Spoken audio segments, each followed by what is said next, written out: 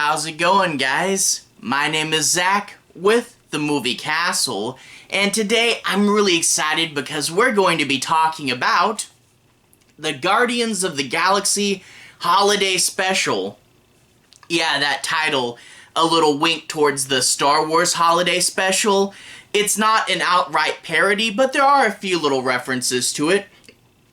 Anyway, this came out November 25th, 2022, and was once again written and directed by James Gunn, who made the first two movies, and he shot this while they filmed Guardians of the Galaxy Volume 3. A great little money-saving measure, I can imagine. This stars Dave Bautista, Pom Klementieff, Chris Pratt, and Kevin Bacon, who, quite hilariously, they credit as "and introducing Kevin Bacon." That was really cool. Basically, quick plot summary, no major spoilers. Peter Quill is sad because he's in space and no one but him really even knows what Christmas is, so he's missing out on the holiday, and Drax and Mantis head to Earth to get him a present to cheer him up. The famed Earth hero, Kevin Bacon. Such a great concept. Now, this is actually the second of Marvel's special presentations. 45 or so minute shorts, things that aren't quite long enough to be a movie, but are longer than your standard short film, a mini feature, I guess. And I really liked how this one used the format. I didn't make a whole video about Werewolf by Night, that was the first one, because, I mean, it did a bit of stuff that I liked, but I just couldn't shake the feeling that introducing a whole new hero in this mini feature format wasn't the best way to go. It really felt like they were shoving their horror characters aside, and Werewolf by Night deserved his own movie. I mean, other than the MCU, what other successful modern cinematic universes are there? The easiest answer is The Conjuring. If they had put in some effort with their horror characters, instead of shoving them to a mini feature, they could have had a whole new subset inside the MCU, a whole nother line of movies that would have done great. But that's sort of why I like the Guardian special better. This filled in an already established world rather than trying to establish a whole new one in mini features, and I feel that these special features really could work best to fill in and expand upon ideas in the MCU that would either be too big and weigh down a movie as a side plot and couldn't really be big enough for their own movie. So give them a special and, fill in some gaps, give us more times with the characters we like. And yeah, I think specials could really do something to give us more little bits in the MCU all filled in. And this is a good idea for a special. It's not the whole Earth at stake. They just want to give Peter a Christmas present. So it's not a big giant MCU plot. And in addition to that, it's really fun and Christmassy. There's a few Christmas songs. It really has the atmosphere. And also, we're focusing on just two of the Guardians. The whole team is there, but it's primarily just Drax and Mantis. And these two really play off of each other really well. They really do get a lot of that humor down. Drax was always one of my favorite characters, the way he wouldn't get sarcasm and wouldn't understand Earth customs. And Mantis was probably one of the better parts of Guardians 2, a later addition to the team, yet I realized when they showed the Guardians in other movies, like the Avengers movies or Love and Thunder, I really realized how much she fit into the team and how good of a new addition she was. And I am glad the special got a chance to flesh her out more. I did like seeing a whole half movie with her, and there's some good moments, and her and Drax really do play off of each other. So yeah, it's a special, good chance to focus on, just two of the Guardians and talk about them. Anyway, I said Drax didn't understand Earth. That whole concept of aliens not understanding Earth customs, that's really played off here too, especially because the Guardians, two of them, are going to Earth in a non-combat situation, When it's big, everything's at stake, you can't really settle down and enjoy the culture. But here, you do get several things, them seeing Christmas decorations or Christmas customs and just not knowing what's going on. Plus, this is also in Hollywood, so Hollywood jokes and customs, and Kevin Bacon's an actor, and we can get some jokes in there. And yeah, setting it on Earth for a special, like a whole Guardians movie on Earth, may not be a great idea, but a 45-minute special? Yeah, cool, set it on Earth. And overall, this has a bunch of fun energy, a bunch of Christmassy spirit, and I really did wind up liking this one, and I would love to see more specials like this. They actually do make a couple jokes about making another special, and that is something I really do hope comes to pass because, I love the Guardians. The Guardians movies are easily my favorite parts of the MCU. Guardians Volume 1 is quite easily my favorite Marvel movie, and they said that it was a planned trilogy and that after the trilogy that was supposed to be all the Guardians movies.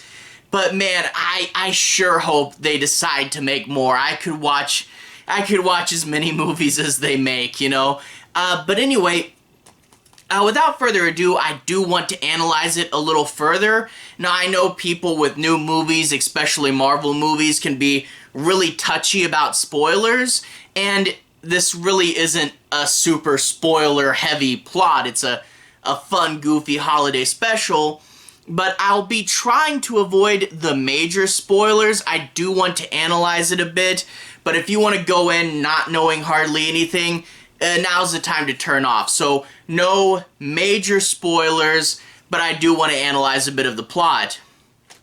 We open up with a scene in the past, young Peter Quill and Yondu, and Yondu doesn't want him to celebrate Christmas because joyful things make you weak, and in turn, Peter hasn't had a chance to celebrate since then.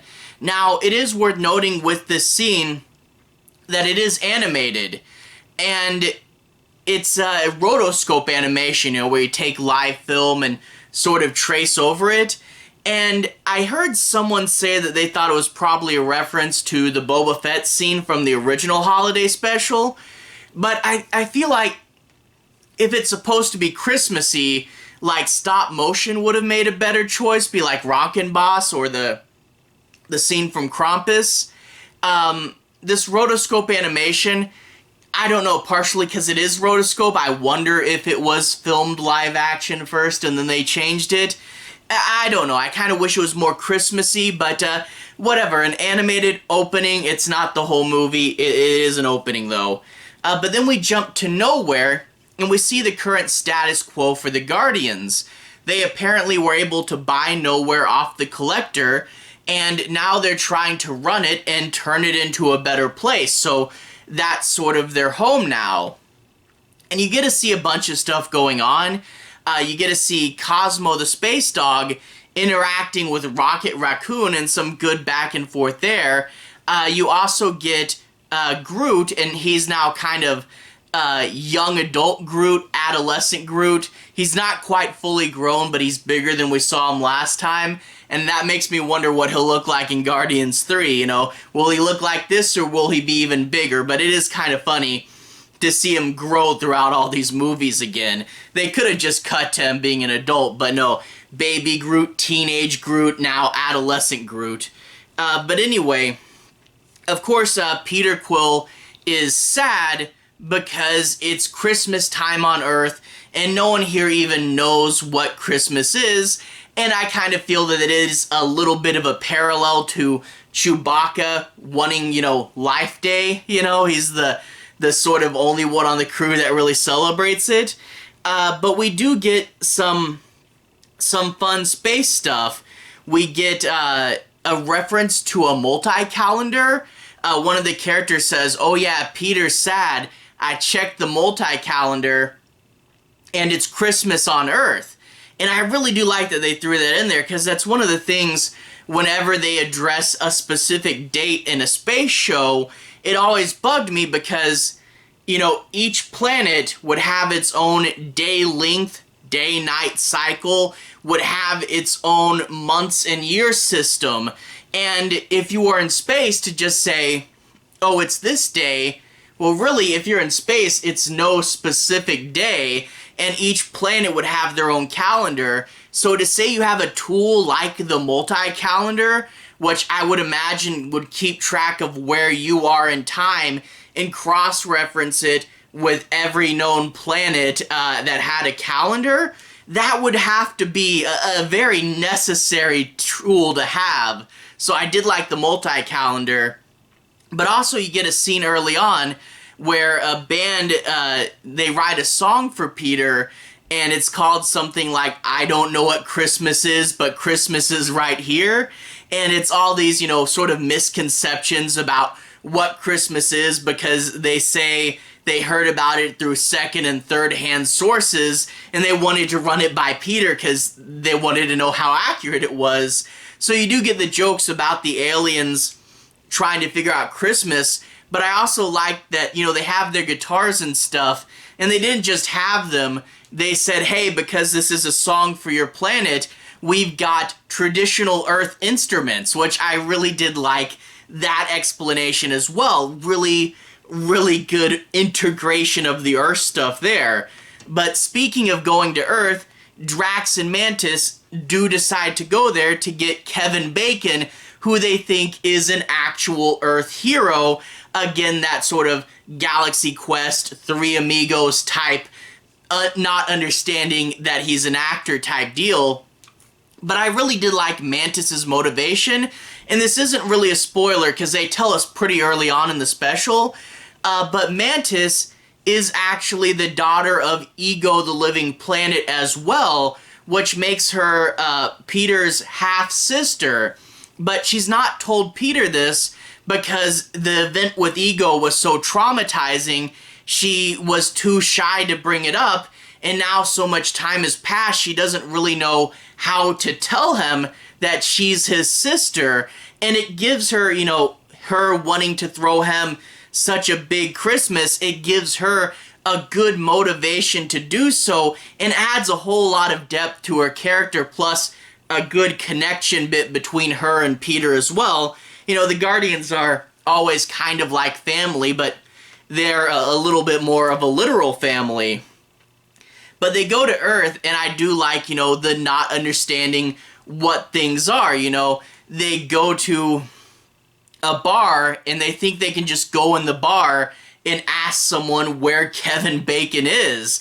There's a line that Mantis gives later, "We can't find Kevin Bacon. There must be tens of thousands of people on this planet." Which I love how she's complaining, but at the same time, totally underselling it. Tens of thousands? Try closer to 8 billion. I think are we getting pretty close to 8 billion or something? But anyway, they're also in Hollywood, and we get fun bits where, they see, acting and Hollywood culture, but also a fun bit where people think they're just costume characters. They actually think that Drax is Kratos from God of War, a funny joke, and there's other Marvel heroes there too, but of course they do eventually find Kevin Bacon, and there is a bit of action. And I do want to say, this whole thing isn't super action heavy, but the action does work into the comedy too. And there's this whole bit where Mantis is like, hey, these police officers are just doing their job, and she finds a really creative way to apologize, and I won't spoil what that is, but that was a really fun gag, and hey, it's always fun to chase Kevin Bacon around. But yeah, Kevin Bacon, great in this movie too. You know, playing himself as an actor. You know, he's there, he's a nice guy, but he's also just a guy, and he's not like Tony Stark. He's not, you know, ready to go to space. So when you take just an average everyday actor and put him on, you know, a spaceship and kidnap him, he's gonna, you know, be a little disturbed by that prospect. So that is really fun. And I also like the idea that, you know, whenever people talk about big celebrities, like, who do you think Keanu Reeves would play in the MCU? Well, with Kevin Bacon, he plays Kevin Bacon in the MCU. So I did think that was really funny, and it did work out because they had referenced him before. But anyway, this is a fun, Christmassy special that fits the idea of what a special should be, filling in, spending more time with the characters. It's really Christmassy. It's got a ton of humor with them running around on Earth, and it's, yeah, really fun. It's something that I enjoyed watching, but also something that I could totally see myself rewatching again next year, you know? So that's always the tell of a good movie is if you can see yourself watching it a second time. That means it is pretty good. So overall, definitely would recommend this one. It's a fun little side adventure. Nothing super huge or important, but that's really what a holiday special should be. Anyway, to everyone who's watched so far, thank you for watching. To everyone who's liked and subscribed, thank you. You really are helping the channel out. I'll leave a relevant playlist on the bottom. This should be my Christmas playlist. If you want to see me talk about other Christmas movies, you can find them there. And that actually includes me talking about the original Star Wars holiday special. Anyway, have a good day. I'll see you guys again very, very soon. Relevant playlist on the bottom. Have a good day now.